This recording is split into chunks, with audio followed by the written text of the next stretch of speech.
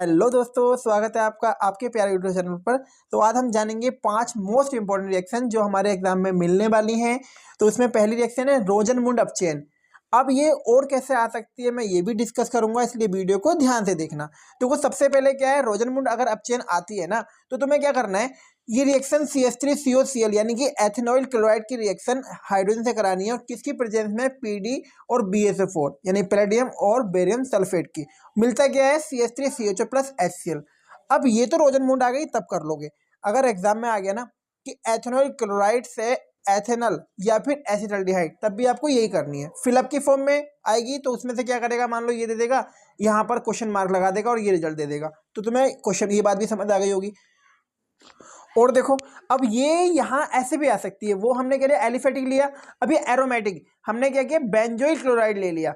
बाकी पूरा वही है, PDBSO4, इस समय बेंजल्डिहाइड बन जाएगा। तो तुम ऐसे भी ध्यान रखना है इसको। अरे बात समझ, क्योंकि तुमने क्या पढ़ा है, तुमने एलिफेटिक की फॉर्म में पढ़ ली और एरोमेटिक में नहीं देखी तो दिक्कत आ जाएगी, इसलिए इसको ऐसे भी समझो। दूसरी समझो, स्टीफन अभिक्रिया बहुत ही इंपॉर्टेंट है, देखी होगी आपने एग्जाम में। इसमें क्या कराते हैं हम लोग, मेथिल साइनाइड की क्रिया करा रहे हैं। किससे, H, यानी कि हम यहाँ पर अपचयन कर रहे हैं, स्टीफन रिडक्शन यहाँ पर हो रहा है।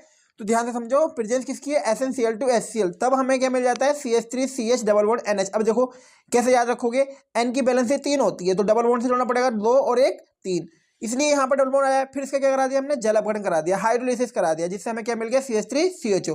तो ध्यान रखना, स्टीफन अभिक्रिया बहुत इंपॉर्टेंट है। नेक्स्ट है इटार्ड अभिक्रिया, बहुत इंपॉर्टेंट है, फिलअप की फॉर्म में भी आई हुई है, नाम से भी आई हुई है। तो इसमें क्या ध्यान रखोगे, तो सबसे पहले तुम टॉल्विन की रिएक्शन CrO2Cl से कराओगे, कॉम्प्लेक्स कंपाउंड बन जाएगा जिसका आपको जल अपघटन कराना है, हाइड्रोलिसिस, तब आपको एल्डिहाइड मिल जाता है।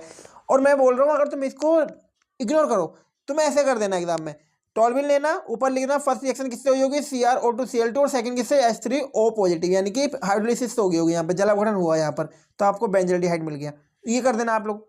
अरे बस समझ, अगर ये टफ लगती है तो ये करके आ जाना, पर ये लिखना मत भूलना, ये ध्यान रखना।